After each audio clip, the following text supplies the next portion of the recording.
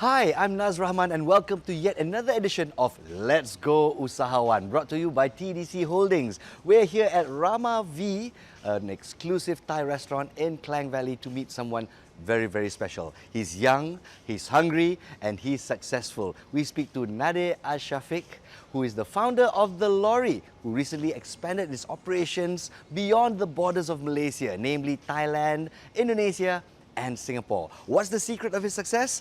Let's find out. Now, my first impression of Encik Nadhir here, he looks like he's got himself together. He looks like the eldest of several children. Can you give us a little bit of family background, Nadhir? Yeah, so eldest out of 4 siblings. I was right. Yes, definitely. I'm leader of my own family with my wife and 3 kids, 3 daughters. And of course, I'm the leader of my other siblings as well. All right, so leadership is in your blood. Absolutely.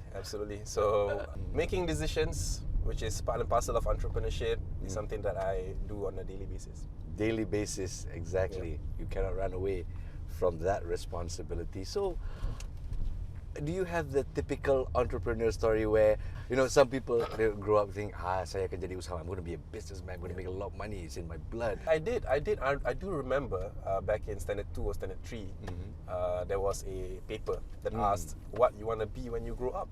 So I put there, not entrepreneur, because that word is alien to me back in 1991, 92, 94, 95. I put businessman.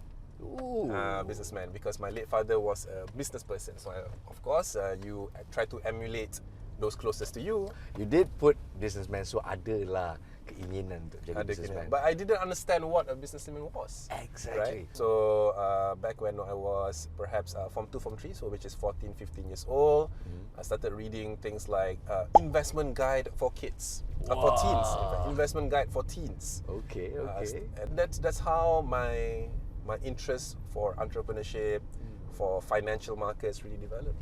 So around 24, after about 3 to 4 years of working experience, I told myself, let's do something more exciting. We actually created a niche social network. So if Facebook sort of touches everyone at that point of time, we wanted to touch only travelers, expatriates, and bring them into one app.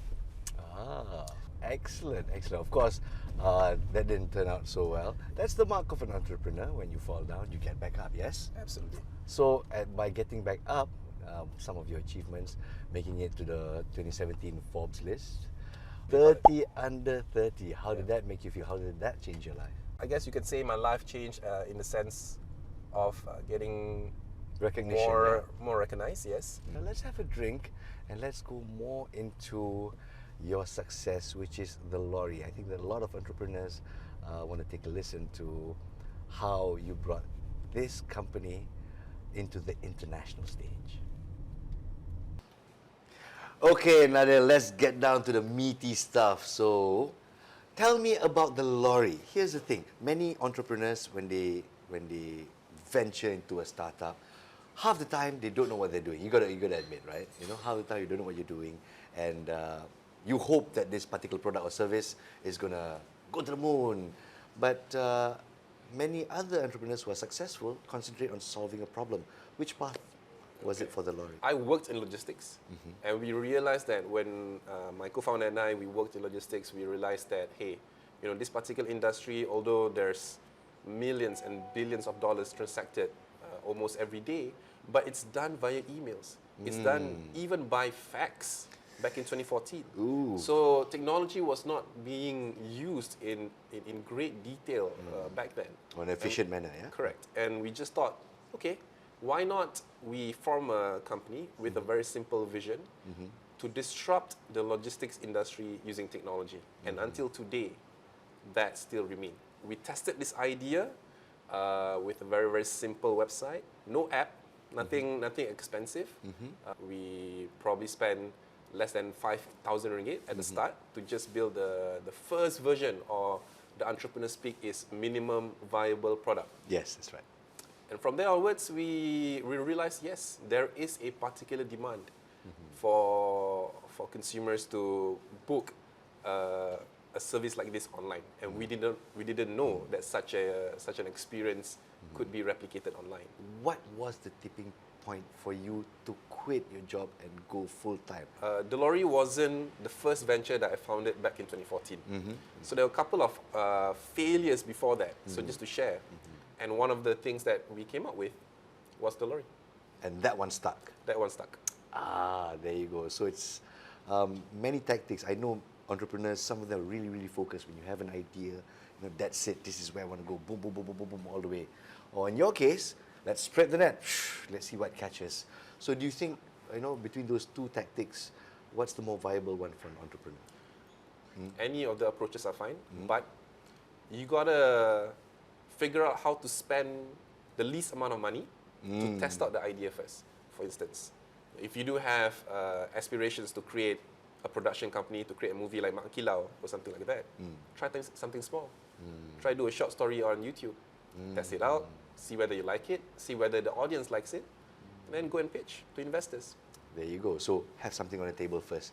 Jangan setakat omong kosong aja, go to your investor and pitch. This is my big grand idea and nothing to show for it. Absolutely. Yeah? What was the biggest obstacle that you had to overcome after creating your minimum viable product? So really, at least for myself, I did not know the difference between a 1-ton lorry and a 3-ton lorry back in 2014. I had to go down to the ground and really speak to these lorry drivers. And it was very, very difficult to get a meeting with them. We couldn't portray that confidence, especially at the start. Just to share that back in 2014, Grab didn't exist yet. It was still My Taxi. When I called them up, when I got leads from, say, Muda, or even on majalah.com, or even on the Trees and Lamppost, I actually opened up by saying, hey, we're something similar to My Taxi, but for lorries. Some people got it, some people didn't get it. And this was very early in this uptick of Uberization. So the awareness played a role in expansion of your business. Correct, yeah? absolutely. And I think the whole, we call it Uber for X. So the whole platform play really helped push our business to the next level. And we were the prime beneficiary of that. Alhamdulillah, alhamdulillah. Well, when you are faced with a problem, doesn't matter which country you're in, do you concentrate on the people? Do you concentrate on the process? Or do you concentrate on your investors? Yep. Whenever there's a problem that comes in, I will ask them, okay, this problem that you're facing, is it a people, process, or system problem? So if there's a people problem, then we sit down with the said person or persons, solve it. If it's a process problem, then it's all SOP, right? So flow, right? So the main problem when it comes to entrepreneurs or even team members when they grow is gray areas, right? Gray areas are problematic actually for companies or for team members where they do not know what to do in X or Y situation. Gray scenarios have to be mapped out. If not, then you will have dissatisfaction within the team. And a cascading problem, yeah? Correct, of course. All right. So thank you so much for sharing these great tips with us, especially for entrepreneurs out there in terms of trying to expand too fast, too soon. These are some great tips that you can pick up. Oh my goodness. For those of you out there who are already familiar with this man, he should be your mentor online and offline. Once again, thank you so much. Kepada usahawan di luar sana, hopefully your idea will help change the world because TheLorry certainly did, making its customer base and those who've onboarded with them, enriching their lives in the process. I think that's the mark of a real usahawan. Thank you to TDC Holdings, for without them, this segment will not be possible. This is Warga Biz, ladies and gentlemen. This segment is called Let's Go Usahawan. Jadi kepada usahawan di luar sana, let's go usahawan.